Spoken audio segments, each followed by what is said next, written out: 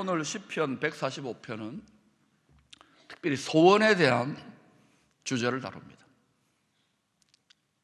누가 이 시편 145편을 지었는가? 이스라엘의 왕인 다윗 왕이 지었습니다. 그런데 여러분 알듯이 다윗 왕은 이스라엘에 수많은 왕들이 있는데 가장 스탠다드고 롤 모델이고 가장 큰 복을 받았습니다. 고생도 좀 했지만 전쟁만 하면 다 이겼습니다. 맞습니까?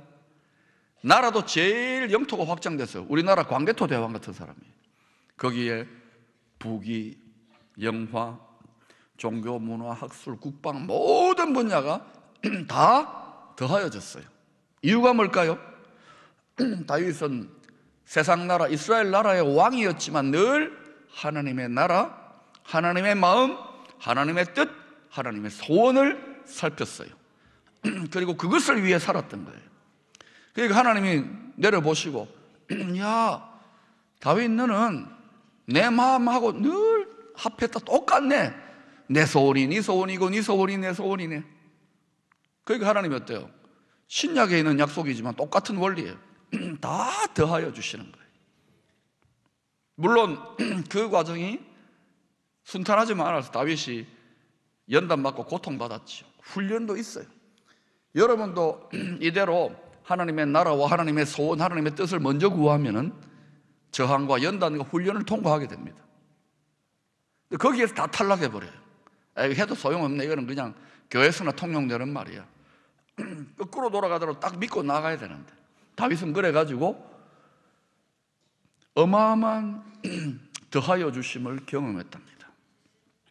여러분, 그렇다면 이 원리가 오늘날 21세기 이 한반도, 대한민국 또 이 도시를 살아가는 저와 여러분에게 적용될 수 있을까요? 여러분과 여러분 가정과 자녀들에게 적용될 수 있을까요? 적용될 수 있어요. 하나님은 아버지라면서요. 우리는 자식이라면서요. 아버지는 여러분 자식된 저와 여러분을 향하여 좋은 소원을 갖고 있을까 없을까요? 하나님은 좋으신 하나님이라면서요. 하나님은 선하시다면서요. 하나님은 사랑이 많다면 사랑이시라면서요. 그럼 우리에게 제일 좋은 소원을 하나님 바라고 계셔요. 그래서 기도가 어떻게 되느냐? 뜻이 하늘에서, 하나님의 뜻이 하늘에서, 하나님의 소원이 하늘나라, 셋째 하늘나라에서는 완전하게 이루어졌어요. 그렇게 이루어진 것처럼 하나님의 소원이 죄 많고 하나님의 다스림, 뜻, 소원에 저항하는 우리 자신과 가정과 교회와 이 도성과 나라와 열방 가운데 이루어지라고 죄로 기도하고 그것을 위해 선한 싸움을 싸우는 것이 성도의 라이프스타일이에요. 그게 성도의 기도 생활입니다. 근데 이것을 모르고 30년, 40년, 50년 신앙생활 해도 계속 비나이다 이방인들 하나님 안 믿는 사람들이 구하는 방식으로 구하면은 그렇게 구해보니까 어때요? 응답도 잘 안 되잖아요. 다 더하여 받지 못하는 분들이 많아요. 그러니까 너무너무 결핍과 부족을 많이 느껴요. 요즘 교회마다 아우성입니다. 성도들의 기업마다 아우성이에요. 왜 그럴까요? 이 말씀을 깊이 여러분 상고하세요. 이 말씀 한 구절만 있어도, 이 말씀 하나만 해도 내년에 여러분 가정과 사업과 이 도시와 나라가 뒤집어질 수도 있습니다. 다 더하여 받을 수도 있어요. 믿습니까? 근데 그렇게는 잘 안 될 거예요. 아직 깊은 잠을 자고 우선순위가 달라져 있기 때문에. 하나님이 이 말씀대로 살라고. 여러분, 소원을 살펴보면 그 사람의 인격, 삶의 내용, 그리고 신앙의 수준과 염성이 다 드러납니다. 늘 음란에 포르노 비디오로 보고 늘 음란한 생각만 하는 사람 어때요? 소원을 말해봐. 누가 이러면 어때요? 그리고 그런 음란한 소원을 이루려고 할 거예요.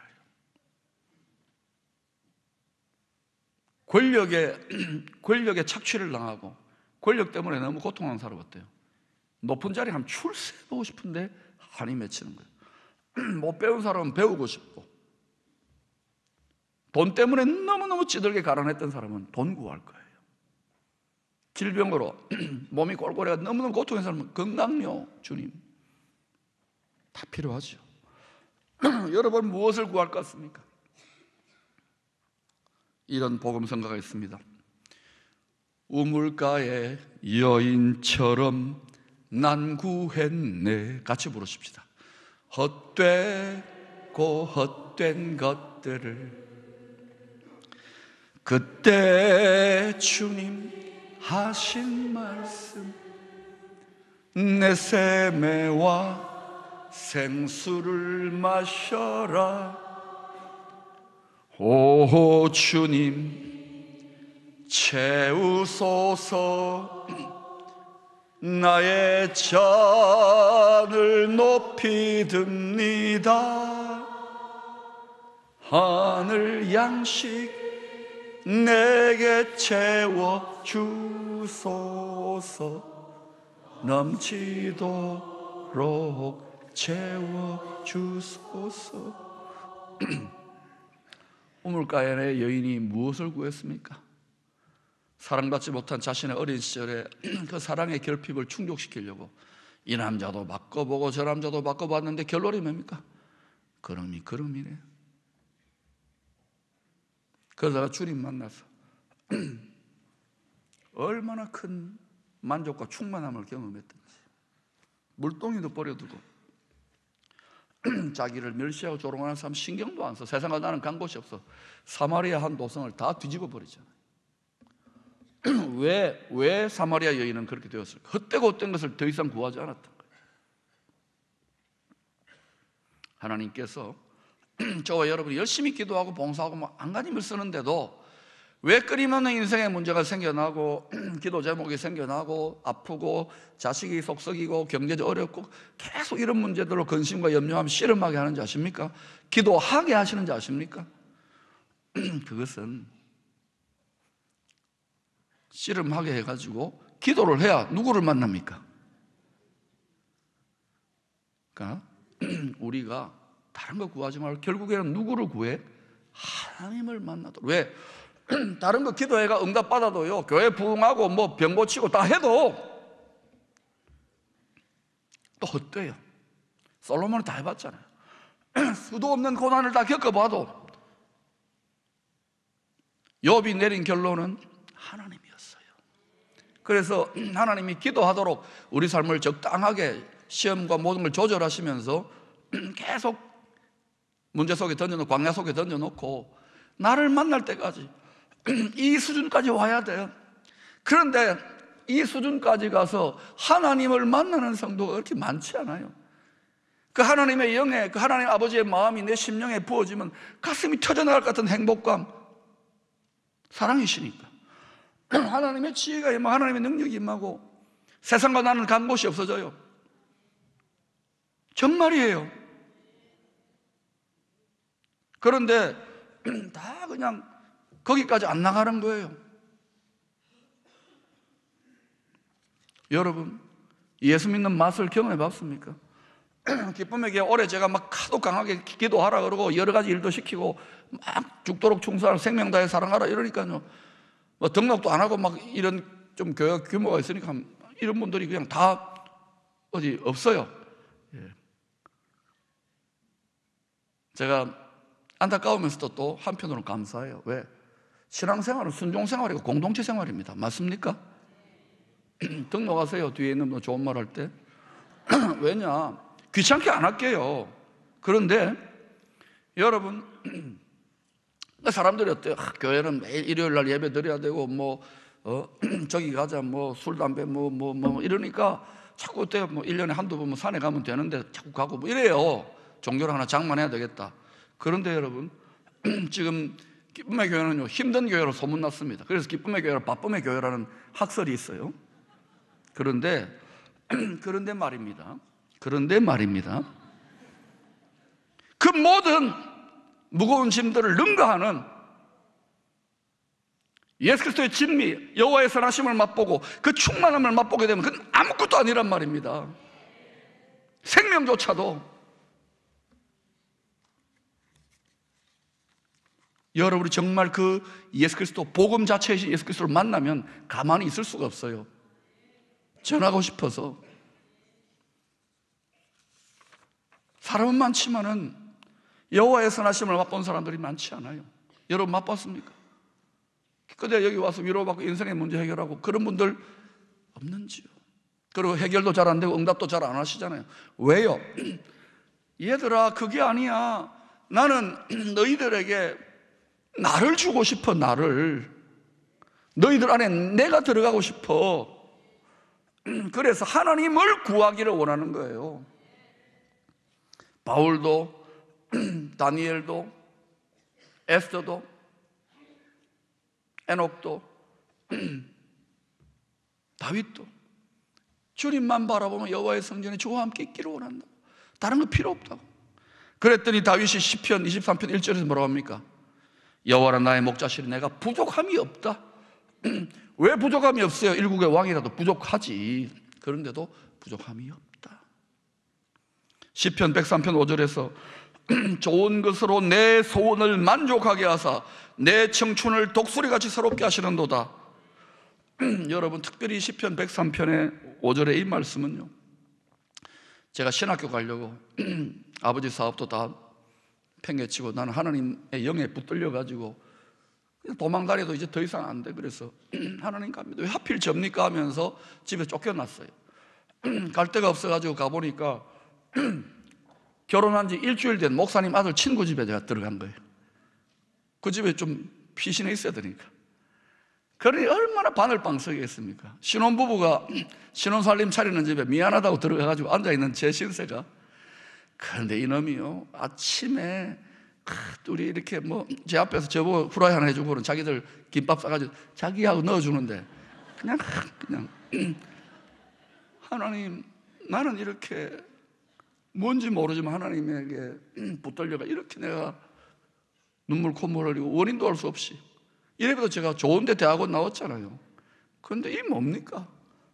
하고 그걸 가다가 방에 가서 펑펑 울다가 거리를 걷다가 시편 103편 5절 말씀 성경을 펴니까 이게 나와요. 그래서 제가 기도했어요.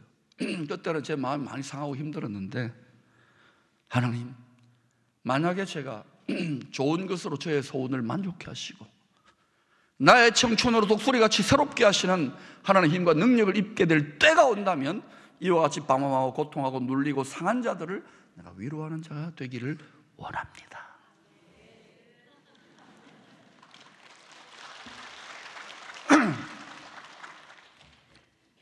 그런데 여러분, 이와 같이 하나님의 소원을 따라서 살아야지, 그러면 충만하고 행복하고 천국 같은 삶을 경험하고 그래 해보자 하는 순간부터 누가 또 결단합니까?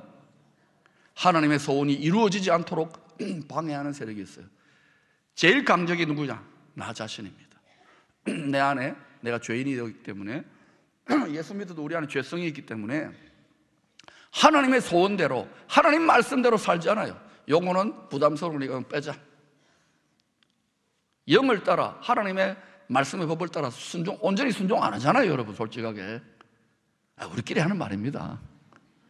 그게 여러분 속의 죄성이에요. 이걸 날마다 죽여야 돼요. 많이 잘 죽이면 어떻게 돼요? 그럼 여러분, 하나님의 소원이 더 많이 이루어져요. 대부분 이 저항을 못 이겨내더라고요. 타협해버리고 이제 주저앉아. 그러니까 거룩한 나라 된 여러분이 가난하고 병들고 힘들고 어렵고 문제는 갈수록 꼬여가는 거예요. 왜 그러냐? 하나님이 나를 좀 구하라니까. 내 소원을 따라 살아야지 그게 풀어져. 하나님 막 답답해 미치는 거예요. 저처럼. 두 번째, 죄악된 이 세상입니다. 사도 요한이 말했습니다. 육신의 정욕과 안목의 정욕과 이생의 자랑. 육신의 정욕이 뭡니까? 음란하고 이생의 자랑. 내가 제일 잘났어, 내가 제일 예뻐, 내가 제일 커, 우리 교회가 제일 커, 내가 제일 높아, 내가 제일 출세, 내가 제일 권세 있어, 내가 제일 인기가 있어. 그건 다 하나님께로부터 나온 게 아니라니까요. 그게 다 헛된 거예요. 하나님의 소원을 저항합니다. 하나님은 하나님이 제일 인기 있고 하나님 제일 영광스럽고 하나님 제일 강하고 이렇게 가야 돼요. 세상은 거꾸로 가잖아요. 세 번째, 이 세상에 숨어있는 영적인 배후 세력, 사탄의 세력, 귀신들입니다. 귀신들도 다 종류가 다양해요. 계층들이 있어요. 그런들이 우리를 방해합니다. 하나님의 소원이 이루어지지 못하도록. 오늘 이 설교도 다 은혜 받았잖아요. 나가는 순간 어때요?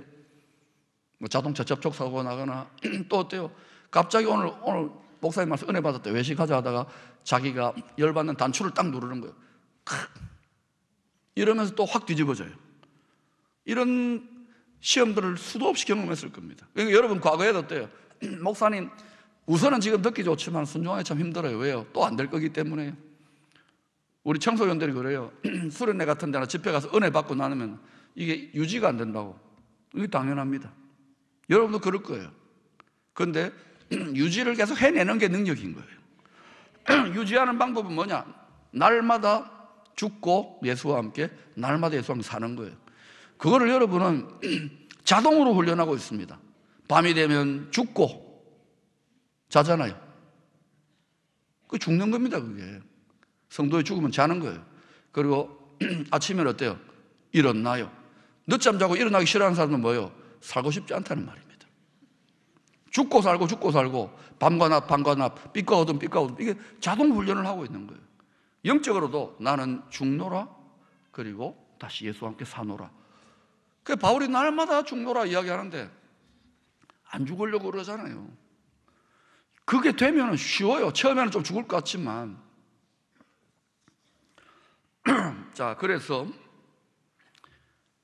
이 저항이 만만치 않습니다. 특히 주님 오실 때가 될수록, 주님이 오시면 어때요? 심판을 다 집행해 완전히 끝내버리기 때문에 사단의 세력들이 반란을 일으키고 저항을 많이 해요. 그러니까 여러분 개인에게 지금 더 많은 저항들이 느껴지는 건 매우 정상적인 일입니다. 이상한 일 당하는 게 아니에요. 그때 약해서 위축되지 말고 더 강하게 담대한 믿음으로 전진할 수 있기를 축원합니다. 더 기도할 수 있기를 축원합니다. 그렇게 하면 어떤 일이 일어나냐? 19절 20절 같이 읽어보십시다. 시작. 그는 자기를 경외하는 자들의 소원을 이루시며 또 그들의 부르짖음을 들으사 구원하시리로다. 여호와께서 자기를 사랑하는 자들은 다 보호하시고 악인들은 다 멸하시리로다. 악인들이 잠깐 동안 이 세상에서 번성하고 떨치는 것 같지만 결국은 다 종말적인 최종 심판에 떨어지고 맙니다. 악은 반드시 보응하시는 분이 공의로우신 하나님이십니다. 그러므로 좀 이 세상에서 고생한다고 막 저항을 받는다고 그냥 이렇게 주저앉아 있지 말라고요. 그게 노예 근성이 안 빠진 거예요. 왕 같은 제사장, 자유인의 길을, 광야의 길을 걸어가서 가나안 땅을 점령해야 되는데 거기 못 가니까 뺑글뺑글 도는 거예요. 하나님의 놀라운 행복과 능력과 놀라운 역사는 써보지도 못하고 주저앉아 버리는 거예요. 여러분, 빌립보서 2장 13절에서 놀라운 말을 하고 있습니다. 너희 안에서 행하시는 이는 하나님이시니 자기의 기쁘신 뜻을 위하여 너희 안에 소원을 두고 행하게 하신다. 누구의 소원입니까? 우리 안에 하나님의 소원을 두셔요. 하나님이 자식이니까 아버지 뜻대로 살아봐. 아버지가 제일 똑똑하고 지혜로워. 아버지 시키는 대로 해봐. 소원을 주시는 거예요. 그런데 우리가 하나님의 소원, 하나님을 마음에 두기를 싫어해요. 세상 즐거움과 재미 때문에. 그거 훈련한다고 한평생 다 보내요. 빨리 여러분 자기 소원에 대해 죽고 하나님 소원을 붙드시기를 축원합니다. 그러면 손해보는 것 같지만 그렇지 않아요. 재미난다니까요. 정말 예수 믿는 게 정말 좋은데, 정말 성도들한테 좋은데 뭐라고 보여줄 수도 없고. 여러분, 히브리서 11장 1절은 이렇게 말합니다. 믿음이 뭐냐? 믿음은 바라는 것들의 실상이요, 소원의 실상이라는 거예요. 누구의 소원의 실상? 하나님의 소원의 실상. 하나님이 우리 마음에 허락하신, 우리 마음에 두신 소원의 실상이고 실제 모습이라는 거예요. 그리고 보지 못하는 것들의 증거리, 눈에 안 나타났지만 그 증거가 되어 있어요. 다시 말하면 하나님께서 여러분 마음에 소원을 두고 행하게 하시면 세상이 거꾸로 돌아가고 사단의 저항이 있고 우리 자신의 반란이 있어도 뭐가 막 반대로 돌아가는 것 같아도 어때요? 이거 하나님의 소원이야 하고 딱 믿고 나아가면 어떻게 됩니까? 이루어집니다. 때가 되면. 왜? 하나님의 소원 안에, 하나님 나라의 차원 안에, 셋째 하늘 차원 안에, 하나님 마음 안에, 하나님 소원 안에 이미 다 실상으로, 실체로, 실제 모습으로, 증거로 다 이루어져 있는 거예요. 그러므로 믿음을 딱 건설해 가지고 이거를 끄집내 방해와 저항을 이기고 딱 주장하면 이 산을 명하여 바다로 던지우라 해도 던져질 것이요, 시간과 공간을 초월하여 선포하며 나아가면 그렇게 되게 되어 있습니다. 내가 하나님의 온전한 소원을 품으면 그 소원을 품고 하는 말은 누구 말이 됩니까? 예, 이게 하나님과 친하면 그렇게 되어져요. 천군 천사와 만물이 순종하게 되어 있습니다. 근데 이거를 자꾸 몰라요. 그러니까 하나님의 소원, 그거 뭐 다 해봤지만 교회 안에서는 오는 거예요. 이렇게 믿으면 평생을 믿고 100년, 1000년을 믿어도 안 됩니다. 여러분 아다시피 저에게는 올해 3가지 하나님께서 선물로 소원을 주셨어요. 이 소원을 깨닫고 나서 제가 가슴 터져나간 줄 알았습니다. 이야, 그래서 여기에서 목회하게 하셨구나. 첫 번째가 뭐냐? 에베소서 1장 10절, 예수 그리스도 안에서 만물을 통일하게 하신다면서요. 만물, 모든 나라들이. 그러면 한국과 북한, 남과 북 통일되는 거 누구의 뜻입니까? 그러면 어때요? 하나님의 뜻이, 하나님의 소원이 있을지라도 그 소원이 이루어지라고 주야로 큰 소리로 외쳐 구하여야 하는 거예요. 그런데 남과 북이 통일되어지고 예수 통일되어지면 방해하는 세력도 있을까요, 없을까요? 그래서 올 한 해 저는 거의 하루에 3시간씩 자면서도 부르짖고 있는 거예요. 1000명 나오면 뭔가 된다 하는데도 목사님 뭐 기도해봤는데 안 됩니다.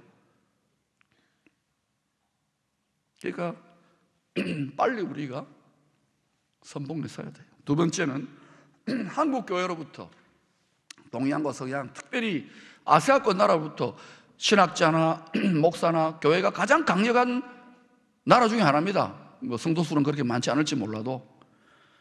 그렇기 때문에 특별히 열방, 아시아와 제3세계권 하나님의 위대한 알곡의 부흥, 늦은 비의 추수의 부흥을 이루기에 한국 교회만큼 준비된 데가 없어요. 하나님 마치 히든 카드처럼 예비해 놨다고요. 화살통에 감춰 놓은 화살처럼. 그래서 이 위대한 한국 교회로부터 시작되는 열방을 향하여 나아가는 위대한 부흥의 파도를 본답니다. 근데 이 파도가 위기의 파도와 함께 와요. 이 파도를 탈 준비를 하자니까요. 세 번째는 일본 선교사의 무덤이라고 하는 저 나라에 지진 나고 제가 후쿠오카에 갔다가 온천하고 있는데 하나님께서 어떤 감동을 주시고 일본 땅을 바라보는데 거룩한 흥분에 제가 겨웠어요. 아하! 여기가 새로운 블루오션이 되겠구나. 일본 사람들은 딱 뭔가 바로 서면 우리하고 다릅니다. 딱 순종합니다. 죽기까지. 예수 그리스도를 주구도로 모시는 일본의 11조의 크리스찬 사무라이 1300만이 일어나서 하나님의 구속의 전쟁으로 나서는 거룩한 환상을 보는 거예요.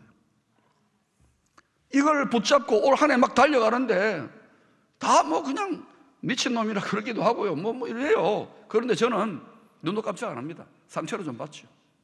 또 답답하죠. 왜? 하나님 마음속에 있다고 확신하니까. 새벽마다 기도하면 상황이 거꾸로 돌아가더라도 마음에 계속해서 더 큰 감동을 주시니까. 믿는 자들이 더디고 더디지만 한 명, 두 명 규합되니까. 기쁨의 교회 한 교회 잘 되려고 하는 게 아니란 말입니다. 이거 이루어지고 안 이루어지면 저는 관심도 없어요. 하나님의 소원, 하나님만이 나의 전부고 나의 갈망이고 나의 축복이고 나의 상급이기 때문에. 여호수아도 그렇게 해서 강하고 담대하게 불가능했던 가나안 땅을 정복했습니다. 거기에 비하면 우리는 훨씬 더 많은 하나님의 백성들이 있잖아요. 강하고 담대하십시오. 저항을 뚫고 후퇴하지 마시고 내년에 도전이 만만치 않을 것입니다. 여러분의 믿음을 침몰시키고 삶을 침몰시키려고 흔들림이 있더라도 딱 서서 함께 믿음으로 나아가 하나님께서 이루시고자 하는 놀라운 위대한 부흥의 서막을 함께 열어젖힐 수 있기를 축원합니다.